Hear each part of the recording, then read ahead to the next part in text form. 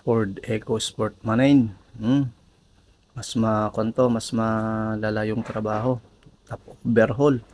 Yan, naghalo yung yung langis saka tubig sa loob ng engine.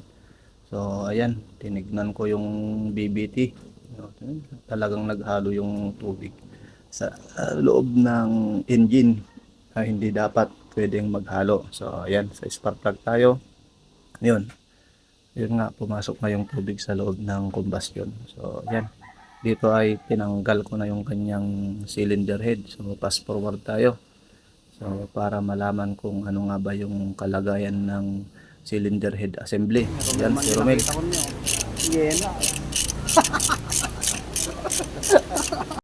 Oh, yan. Bali, pinasublat ko na sa ibang mekaniko. So, dito talagang naghalo talaga. Nagmukhang Milo. Hindi mo alam kung Milo Coffee Mate. So, dito ay natanggal na nga yung kanyang cylinder head assembly. So, yan yung kalagayan ng kaloob-looban ng kanyang block. Ayun, oh, sobra. Bale, pinasok yung 2 at saka 3. At yan, inilaw-ilawan ko kung may palaka sa loob. Ayan, oh, sobrang bahang-baha. So, yan nga. Pati dun sa mismong liner, kinalawang na rin. Kaya, ayun, lininisan ko yung liner at linagyan ng langis para madulas-dulas at para swabeng-swabe. So, yan, tinanggal na namin yung valve cut at valve cap at markahan baka magkabali-baliktad. So dito ay na punta sa machine shop yung head. So ang sitwasyon ng cylinder head, yun nga, bali parang nagbangka siya.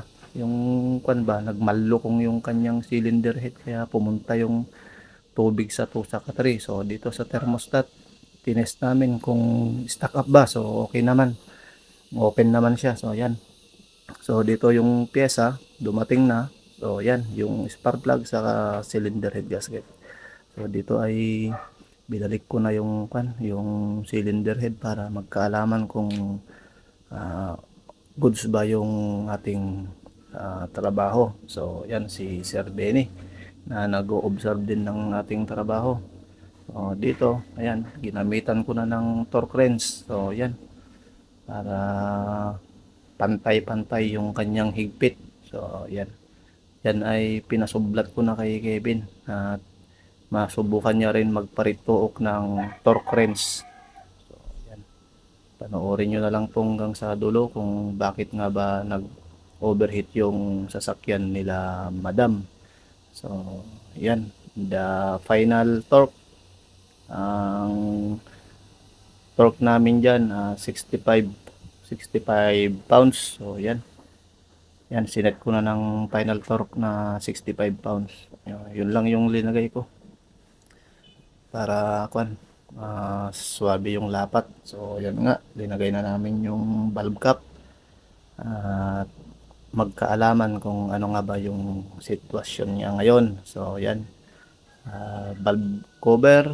O, yan. Pinahanginan ko yung makina. So, yan yung lumabas. Buris yung lumabas. So, ayan, pinababa ko yung oil pan at pinalinis yung strainer. So, ayan, sabay na. Langis sa katubig, magsabay nang ilagay. So, ayan, pinaandar ko na yung sasakyan kung ano nga ba yung kanyang kalagayan. So, yun. Umandar na nga yung kanyang makina. So, dito ay trace ko yung kanyang coolant temperature gawa ng wala nga pong temperature gauge sa loob ng sasakyan. So ayan, 81 yung temperature. So nag 90 na, hindi pa umikot yung kanyang fan. So ayan. So pinatay ko, yun, tinignan ko yung reservo, buris yung laman. So ayan, dito nga ay chinek na yung kanyang mga relay sa fuse kung bakit ayaw umikot yung fan. So ayan, dito, yan, na-trace namin na yung kanyang thermoswitch pala ang dahilan kung bakit nga ba siya nag-overheat, hindi umikot yung electric fan. So ayan, nag-road test na kami ng magkaalaman. Pero pansin nyo yung ilaw dun sa may baba, yung kanyang overheat icon. So tinanggal po namin yung kanyang temperature switch para gumana lang yung fan. So yan, maraming salamat po sa panonood and paki-share and follow na lang pong aking page. Ganon din sa aking YouTube page, makikita sa baba ng aking profile picture.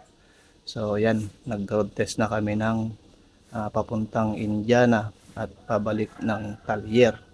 So yan, goods na goods naman yung takbo. Wala namang